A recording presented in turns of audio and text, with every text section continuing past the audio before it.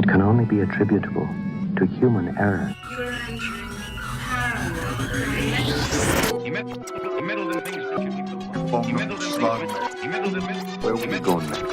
Just phantom from another time. No one, Mr. Mulder. That's it, man. Game over, man. Game over.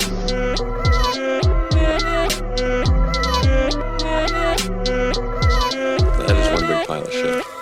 Hello everyone, welcome to another episode of Cryptid Campfire. I'm your host, Eli Watson, yet again on another solo expedition. Today, I'm doing a little something different. For the past couple of Tall Tales, I've been covering some Sasquatch-like creatures. Today, I decided to change it up and return to the aquatic ape theory. If you remember our mermaid episode, apes that live in the ocean, basically mermaids, underwater Sasquatches, I don't know. But today, I'm covering what is known as Steller's Sea Ape. As far as I could find, there are only 2 sightings of this cryptid, but I will get into it because it does have quite a bit of fascinating history. I don't want to keep you guys waiting too long. I want to get right into it. Steller's Sea Ape was observed by a German zoologist, George Steller, on August 10th, 1741. This was around the Shumagon Islands in Alaska. This is towards, the southwest kind of peninsula of Alaska.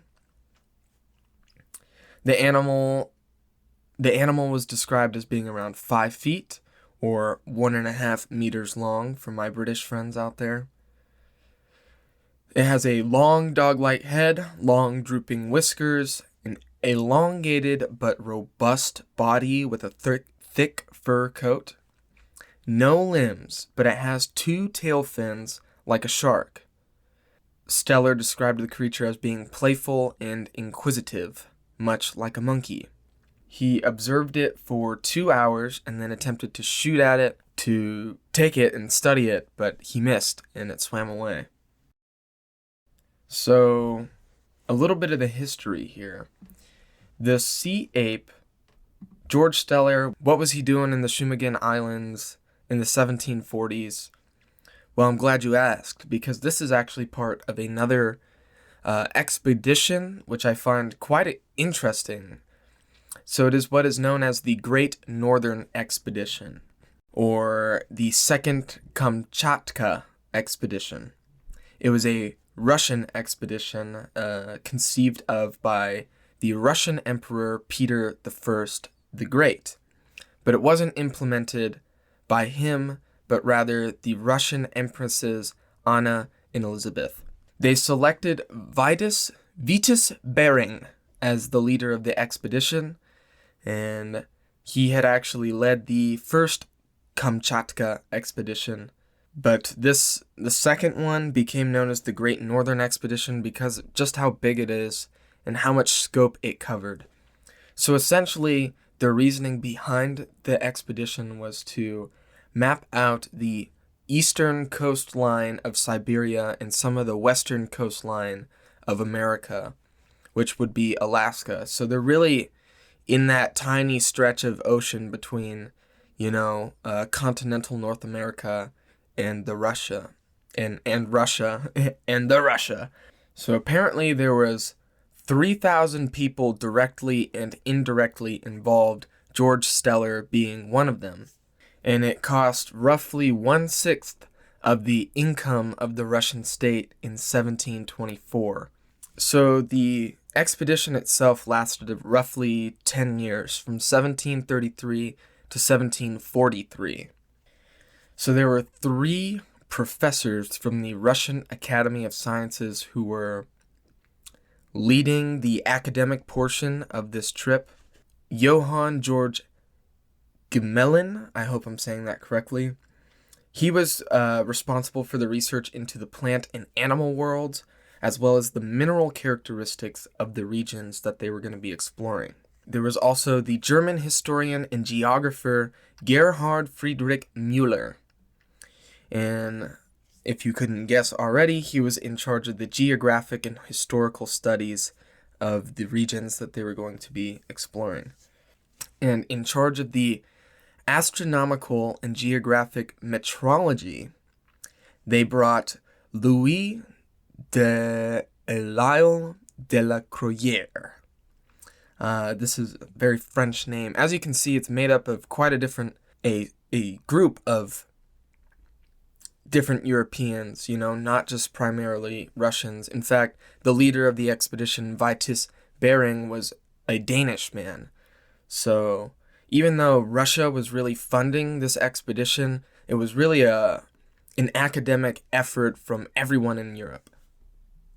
What's also interesting about this expedition is that in July 15th of 1741, it marked the first time Europeans were in what is present-day Alaska, which is pretty nuts to think about. Like, this is 35 years before the American Revolution, and Alaska is just now being discovered by Europeans. Obviously not by the people who lived there, but... So George Steller was a German botanist, zoologist, physician, and explorer who was also brought on the trip. He wasn't selected by any sort of academy. He just volunteered for the trip, and they're like, yeah, you can come along. He actually joined like 2 years late. So the Great Northern Expedition left St. Petersburg in February of 1733. Oh my goodness. Now, he joined way later than 2 years. He joined way later. So it was actually in 1739 George Steller met with Johann Georg Gmelin. I'm sure you guys remember that naturalist, botanist, geographer. And it was Gmelin's own urging that Steller take his place in the trip. And Steller accepted and decided to meet up with the second Kamchatka mission or expedition. The Sea Ape was not the only animal that Steller saw on this trip. He actually discovered 6 species of birds and mammals during the voyage, 2 of which are now extinct. We have Steller's sea cow and the spectacle cormorant, which is a marine bird, 3 of which he discovered are endangered: the Steller's sea lion, Steller's eider, and Steller's sea eagle. He's got a bunch of stuff named after him. There's also Steller's jay, which is actually currently not endangered.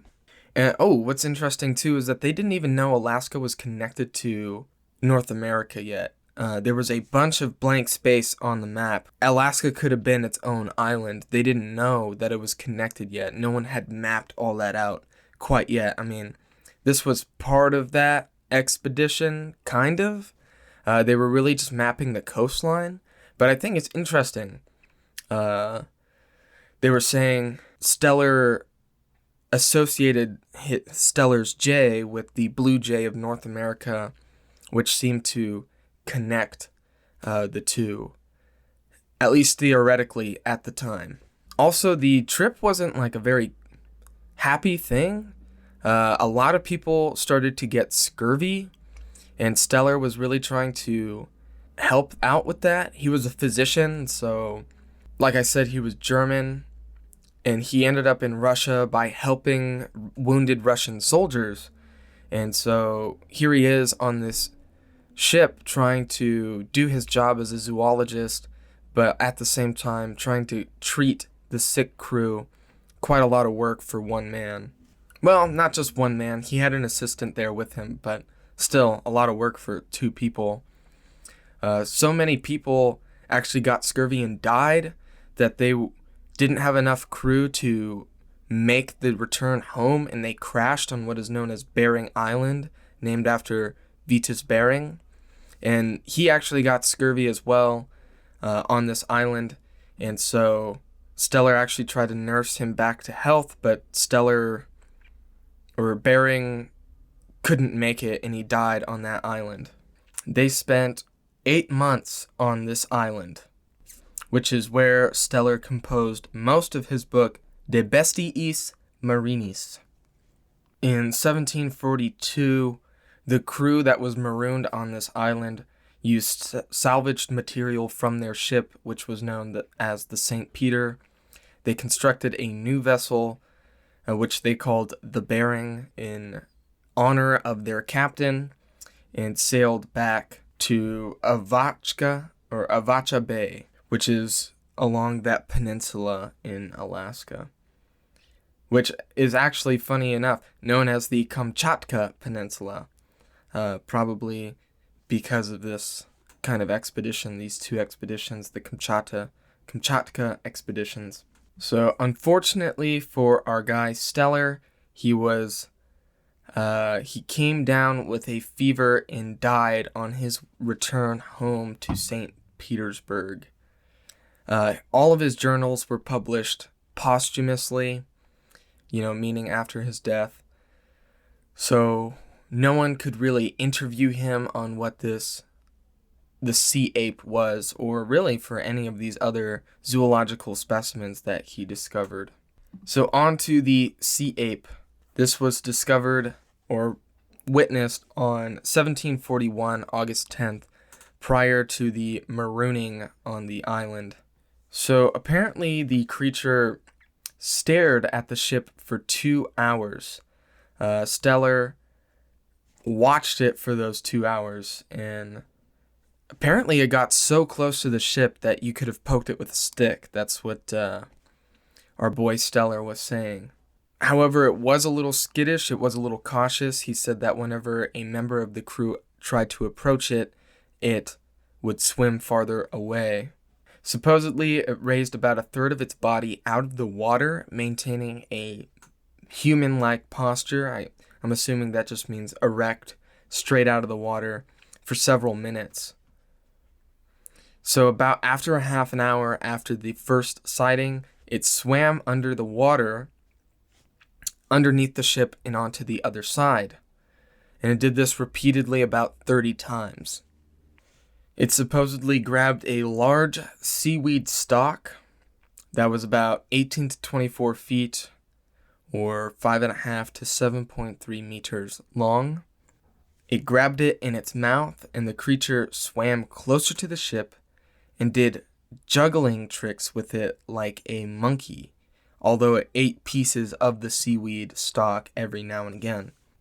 Stellar took his gun and fired at it, but missed, and the creature disappeared, but then came back, and when Stellar fired at it again, and still missed, it swam away and was not seen again.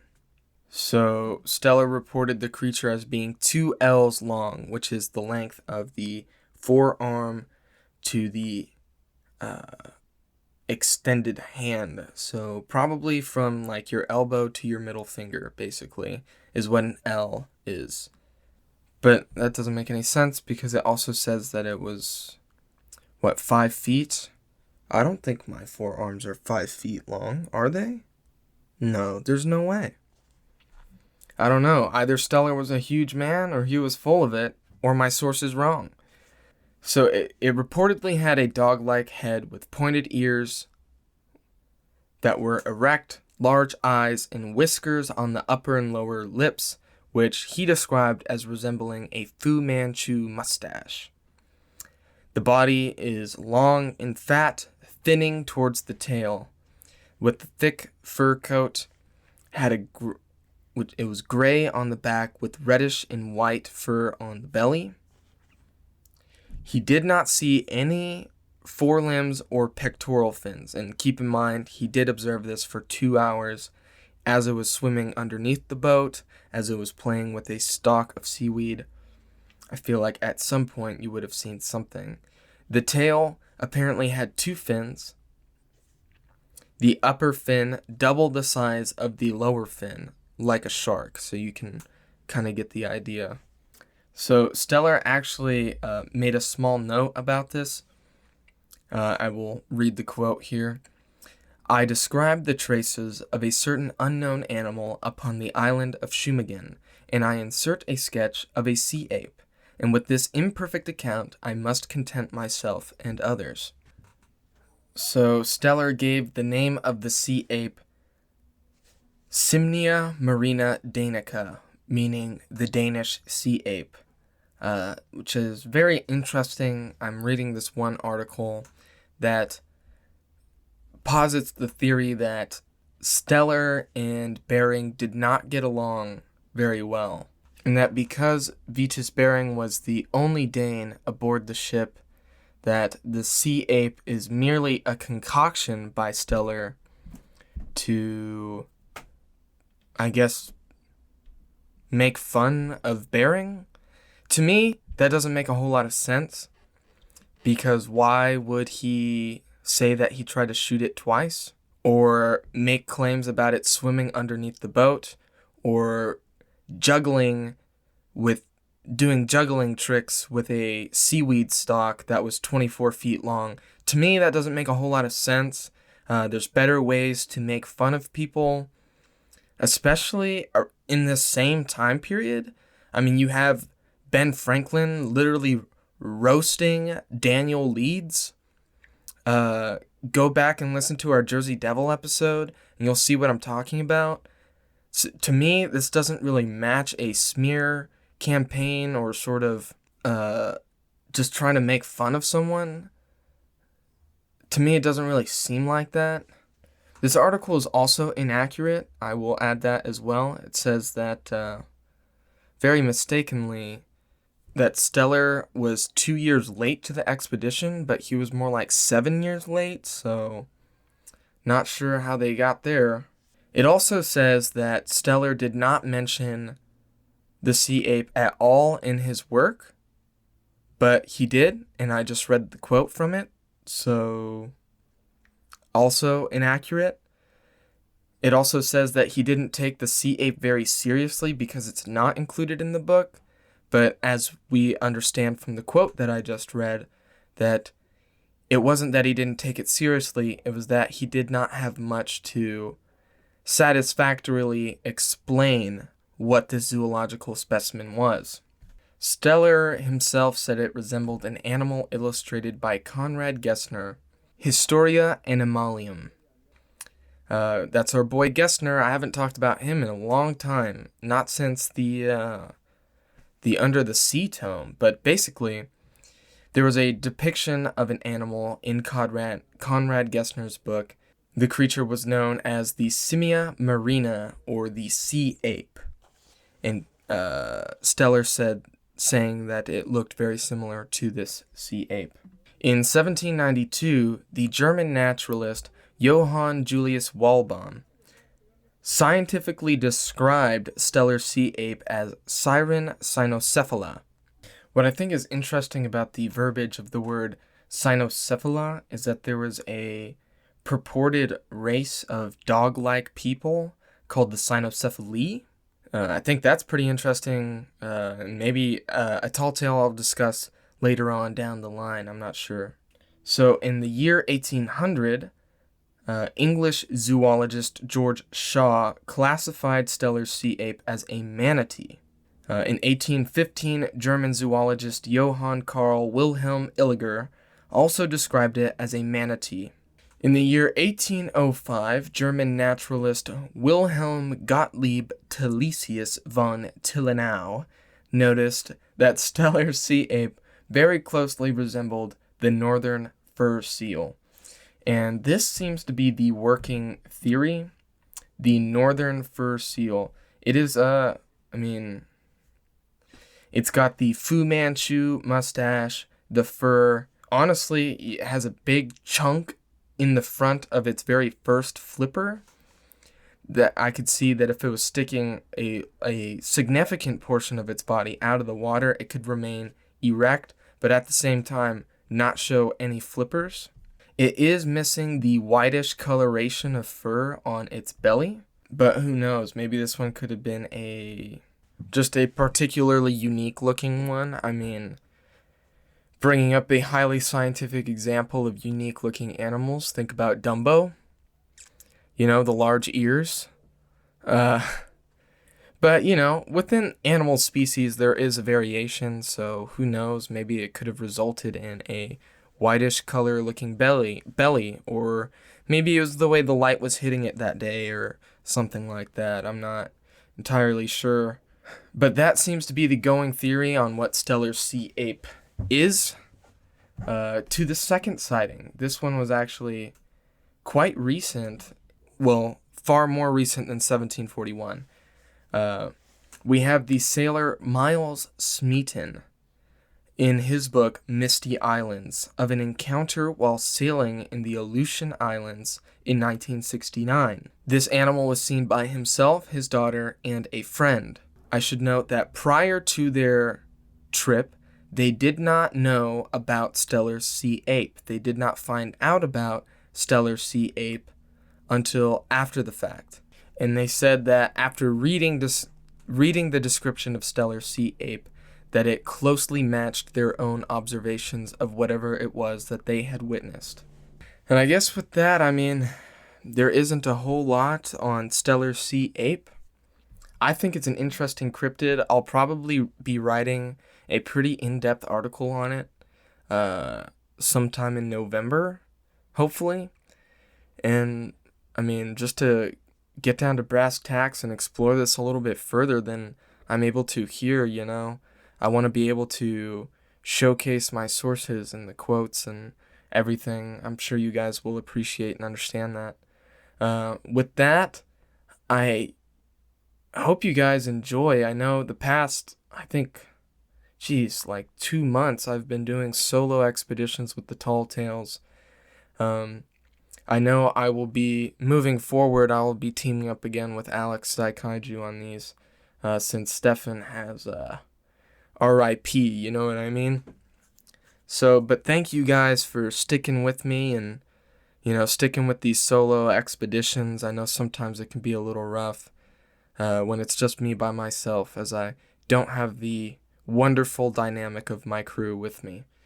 So with that, I will thank you all. I mean, my sources for today come from the Dreadnought Wikipedia. That's where most of the information about the expedition came from. The Cryptids fandom wiki, as well as the Portalist, which is the article I was saying I feel is pretty inaccurate.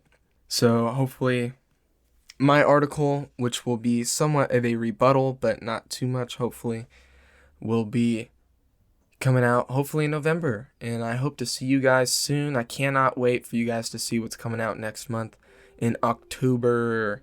It's going to be great stuff. And I'll see you all next time. Let me know how I did with these solo episodes, and I promise I'll be back with Alex. And see y'all later. Peace.